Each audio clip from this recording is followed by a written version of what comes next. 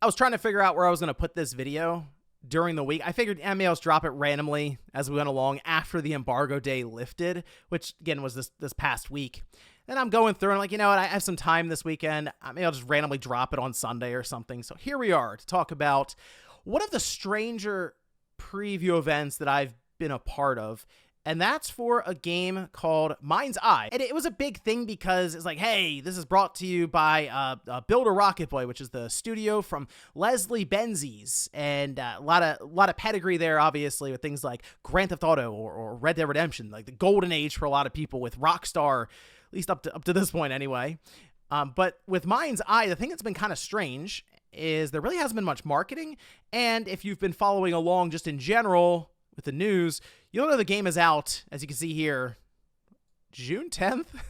So it's out in 2 weeks, and we really don't have a lot about this game. So when I got an email for the preview event, I was like, oh, cool. Maybe I guess you could check it out and maybe just get a bunch of information on it. Maybe we can play the game. Well, that's where things started to go a bit off the rails when it came to this entire presentation, and go over that here today. Guys, enjoyed the video. Hit that like button. Subscribe if you're new. So again, MindsEye is out on June 10th, and the presentation that they had for us was, I think, a little under an hour long, and they went over the story setup. They showed us gameplay as a person was playing the game and trying to at least give us a demonstration of the gameplay and some of the cutscenes through, I think it was Teams. Yeah, so if you've ever used Teams, or for me, like StreamYard, it doesn't handle video great for sharing. It was definitely not going to get through to us with, oh, here it is, guys, 4K 60, you know, how great this looks. And no, we saw a fairly choppy and then at times blurry experience, depending on how the bandwidth was at that given moment for Teams. So they did their best there. And the team that was at least trying to show this game off, they were very nice and accommodating and all of that. But as we're going along, there were a lot of red flags that popped up. And I was definitely not the only one who noticed a lot of the stuff that was happening in front of us. So this game in general, they described the story to us. They said at the heart of MindsEye is Jacob Diaz, a former soldier who finds himself haunted by flashbacks of a covert mission that changed his life forever. Fitted with the mysterious neural implant known as the MindsEye, Jacob is plagued by fragmented memories and is desperate to uncover the truth about his past. So this is indeed a story that's based around your main character, Jacob Diaz, having amnesia and kind of piecing together his past. So even during the presentation, we saw kind of this story beat mixed in with missions to where he started to remember how he got his neural implant, for example, just as an example. And that's all kind of coming together in real time for him. So there is at least, I think, the potential for a story that starts at least laying a lot of the groundwork for uncovering a mysterious past that I know has been done many times now in gaming. But based on the world that they've built here, that is something that I think is actually very strong for them if they're able to figure out a lot of this other stuff. So in this instance, the story and the world is set a little further into the future than we are now, but not so far that it's the Jetsons or something. It's sort of that rustic AI robot time period, that in between where we've discovered enough to where there's AI and you have like skycopters that are apparently just jump in and fly around with. You have very advanced electric cars, and it's set a bit into the future. After we get through some of the cutscenes, and you know they're mocapped well enough, I think it gets the point across.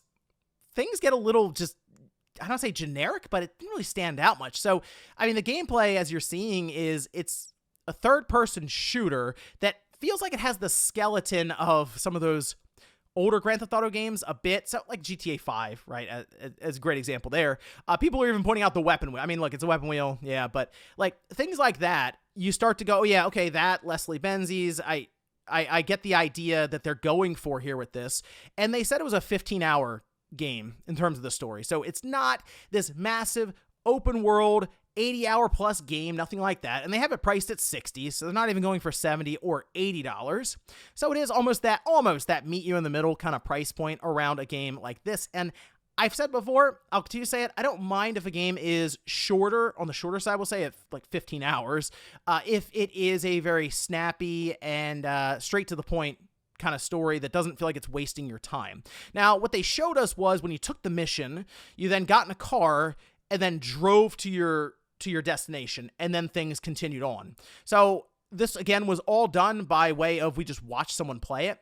There are preview events I'll go to, and you just play the game, even through streaming, which is a really, really good use case for streaming games because it's still under their control to where you don't have to download the game and potentially data mine it or something. They still have control of all the files, but you have the freedom of just playing the game and honestly at times trying to break it. So when I see MindsEye and it being played in front of us, and my initial thought when I get into that mission would probably be to drive into the city or do something I'm not supposed to. So that's probably why they did it in this way, to keep people like me from messing things up. But I would have been interested to just to know what happens, all right? Because that would have been, I think, a core concept of how linear is this game really? Like, they've talked about the world. There's apparently a creation tool builder thing that they're working on there to go along with it. I think multiplayer was thrown around at one point. There's a lot of vision and dreams for this game is what I'll say. But at the end of it, though, when they're showing it, it felt like a game that I had played, or at least seen played at that point. And this isn't necessarily something that should be interpreted as bad, but it kind of like the late Xbox 360, late PS3, early PS4, early Xbox One era game. All right, that third-person action, somewhat adventure style title. And while that's fine, I guess, it's not really living up to what they had hyped up before with the pedigree of Leslie Benzies. Now, as they were going through it, there were, yes, a lot of glitches and bugs, and they were so obvious that like the presenter had to kind of point to them. And it was sort of that sense of, we're gonna fix this. Don't worry, this is a work in progress. And look, preview events, early builds of games, they usually will say something at the bottom, even in trailers. You've seen it. It's like, oh, this is not representative of the final product. Early build, alpha gameplay. The only issue is they were showing this to us 3 weeks from when the game comes out. So it doesn't instill a lot of confidence for, I think, what they're looking for out of this presentation, which is people will walk away and then talk about the game because it doesn't have a lot of marketing. And instead, I think a lot of people came away from it who did the preview having a lot more questions about this and if it will be ready for its June 10th release. And at this point, I'm expecting it to be delayed, but on the same time, the game's out in less than 2 weeks, and I have to imagine a lot of the discs for the Xbox and the PlayStation they're pressed, maybe even on their way, maybe even warehouses now. It would be a very last minute delay.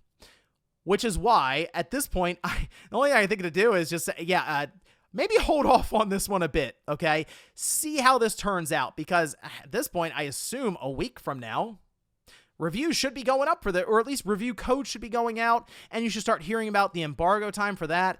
This would be the case, and I've said this before, at times you will get like review codes that go out the same day as a game's release, and people will say, oh, that's a red flag every time. It's actually not.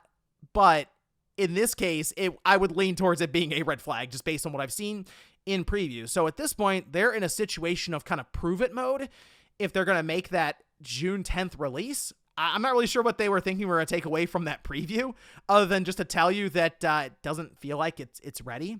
If nothing else, hopefully you're able to see a bunch of gameplay during this video as I was talking because there isn't much out there at this point. I wouldn't be shocked if as soon as this week coming up, we get news that the game's been delayed. And I don't think it's a bad idea at this point since maybe they were trying to avoid GTA 6, and that's now a year out. It's like, yeah, you could push this thing maybe into the fall and get more time to polish and work on the entirety of the game to avoid some of the bugs and glitches that were popping up when they were just trying to present the title in its best possible light. Also, think about just June in general, what's about to happen. There's going to be news flying all over the place. Other preview events are going to be happening. Release dates will be dropped. It's going to be, we have a whole new generation launching. Kind of a madhouse in June when they're trying to launch. So it might not be a bad idea for them to push it into even August.